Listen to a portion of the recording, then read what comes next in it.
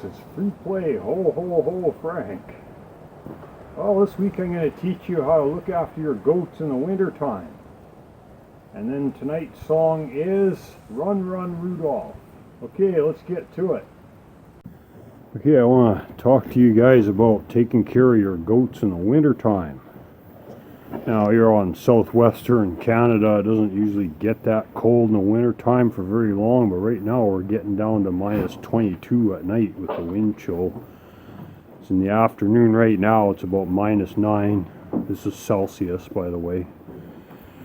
So, first thing you got to remember is in the fall, before it starts to get cold, you got to let your goats outside so that they grow thick winter hair. Because they need that. They'll grow a winter coat, and it's warm. Like if you touch the goat, if I touch any of these goats now, they feel cold, but that's because their fur is nice and thick and they're warm underneath their fur. And that's very important. And, give the females some grain. You don't have to give the bucks any grain. Just make sure you got high quality hay, like alfalfa hay, but it doesn't have to be all alfalfa hay, because the trouble with if you give them too much alfalfa hay, then sometimes they get like what's called the male goats, or the ones that are weathered, will get something called urinary calculi, which plugs up their urinary tract, and then they have to have surgery to have it fixed, and sometimes they don't make it and they end up getting passing. So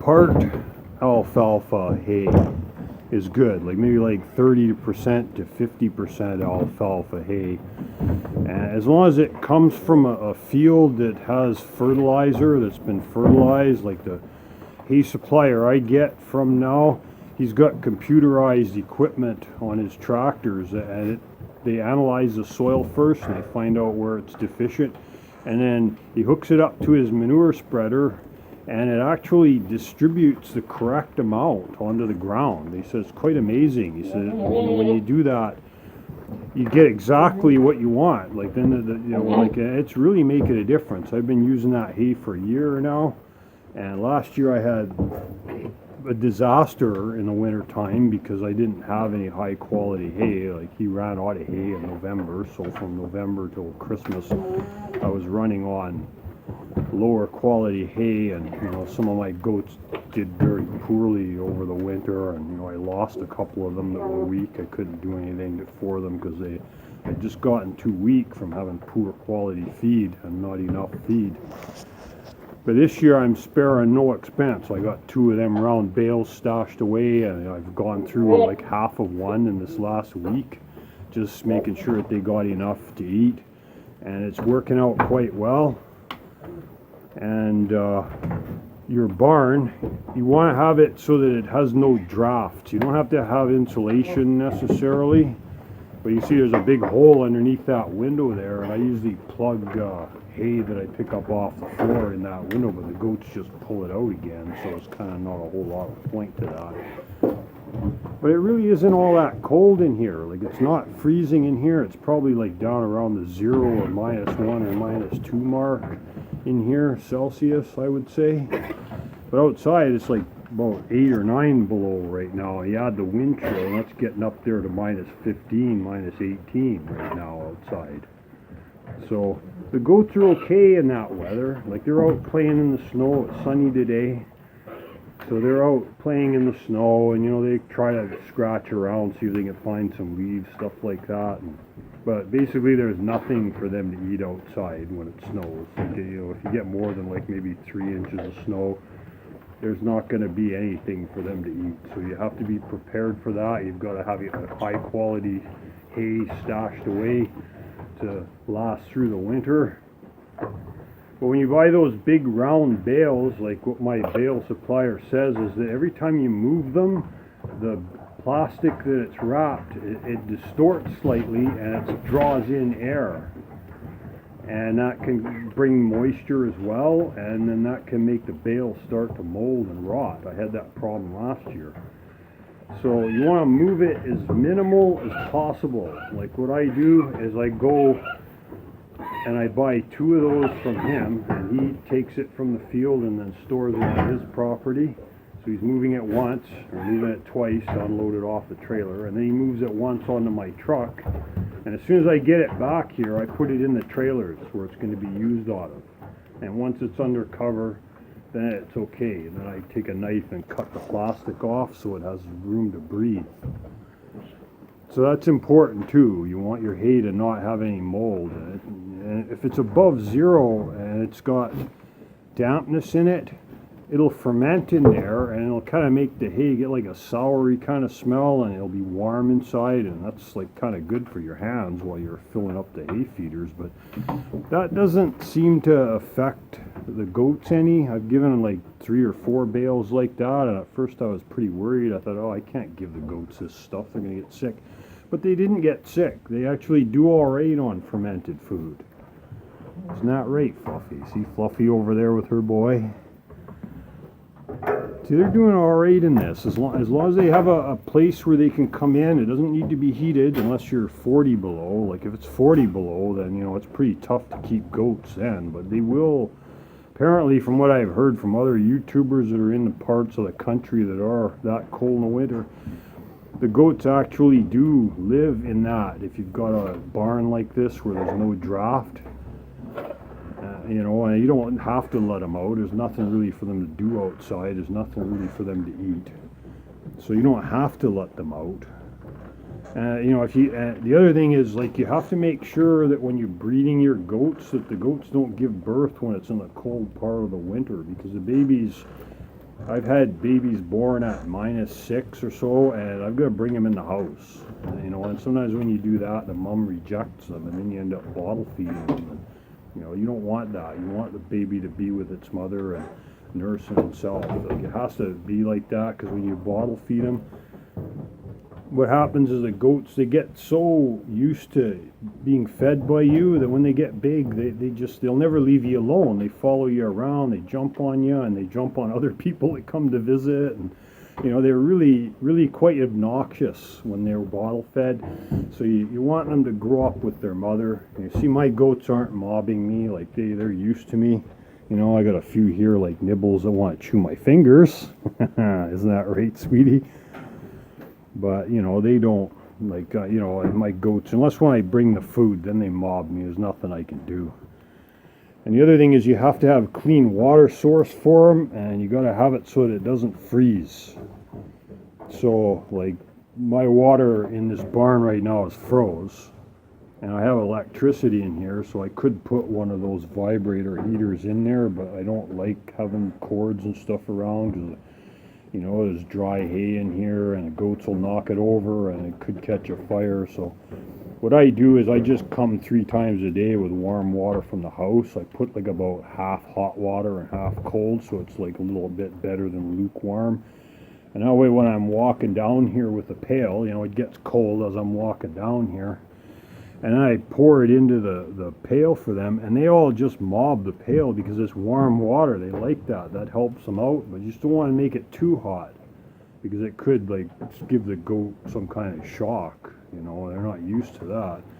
But if it's like lukewarm water, like what you might wash your hands in or wash your dishes in, or a little bit cooler than that, the goats will just drink it like crazy, and that helps them when they drink. Like, if they go without drinking, then they tend to you know, have a hard time digesting their food, and they're chewing, coughing up their cud and stuff. So you want to make sure that they got fresh, clean water access.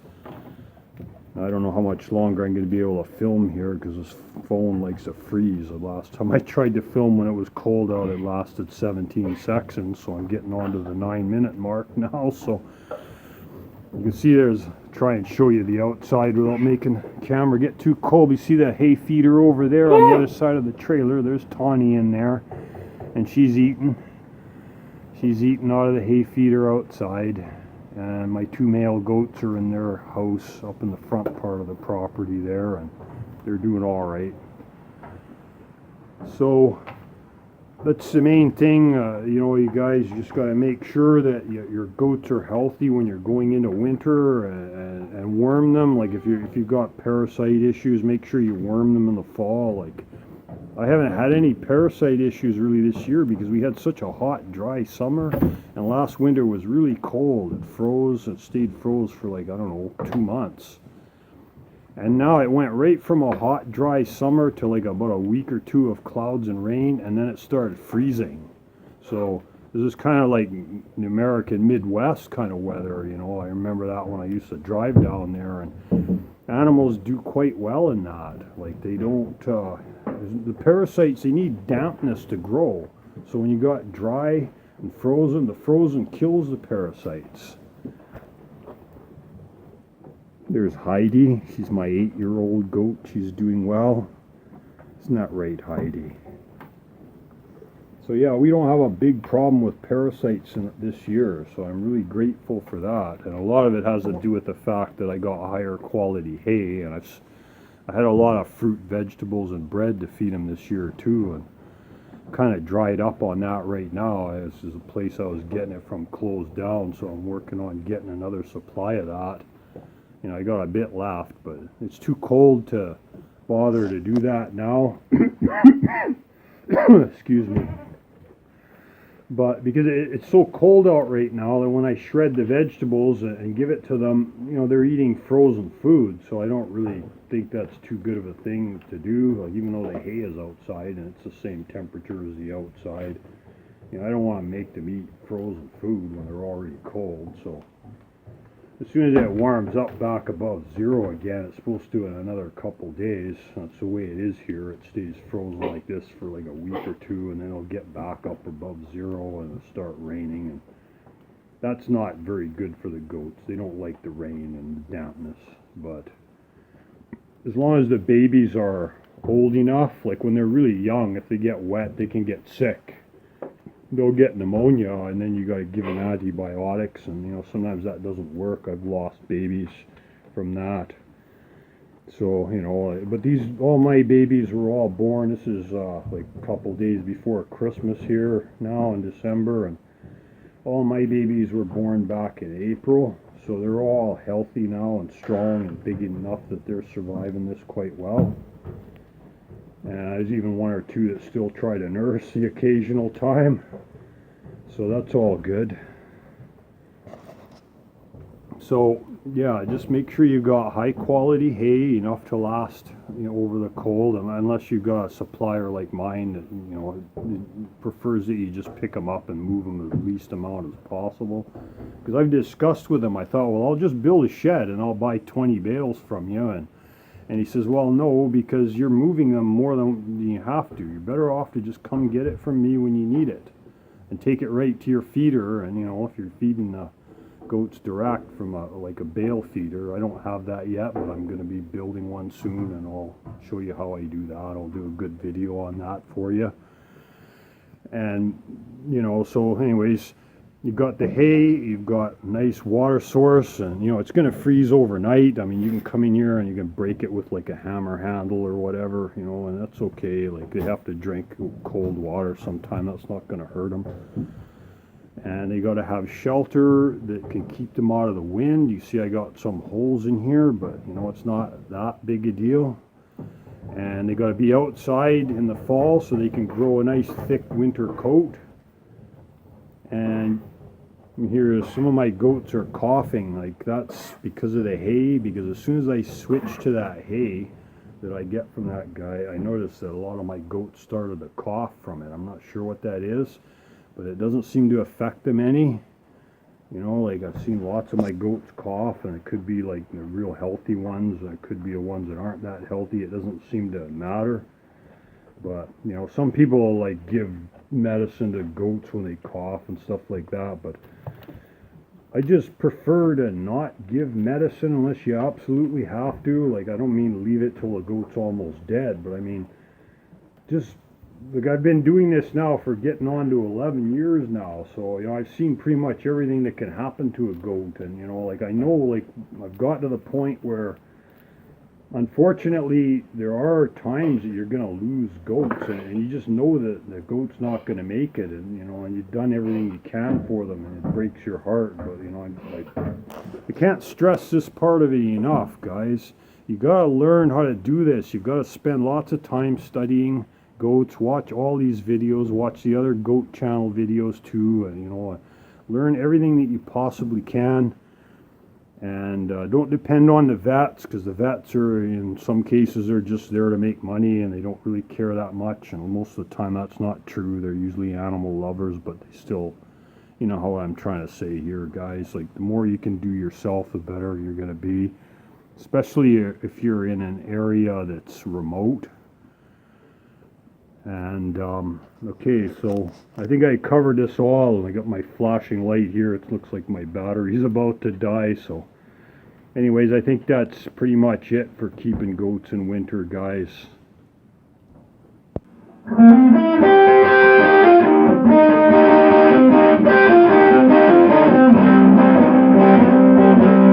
Out of all the reindeer, you know you're the mastermind. Run, run, Rudolph, Santa ain't far behind. Run, run, Rudolph, Santa's got to make it to town. Santa's in a hurry, we can take the freeway down. The way went Rudolph, whizzing like a merry-go-round. Says to a boy child, what have you been longing for? All I want for Christmas is a rock and roll electric guitar. So away went Rudolph, whizzing like a shooting star. Run, run, Rudolph, Santa's got to make it to town. We can take the freeway down. So away went Rudolph, whizzing like a merry-go-round.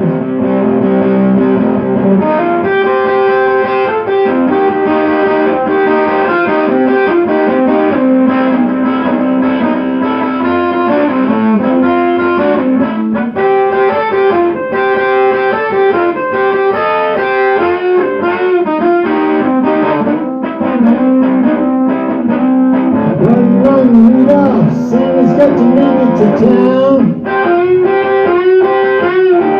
Santa's in a hurry, we can take the freeway down. So away went Rudolph, whizzing like a merry-go-round.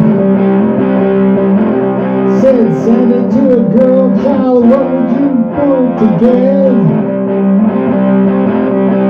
A little baby girl doll with button sleeves and legs. So away went Rudolph, whizzing like a phantom jet. Run, run, Rudolph, Santa's got to make it to town.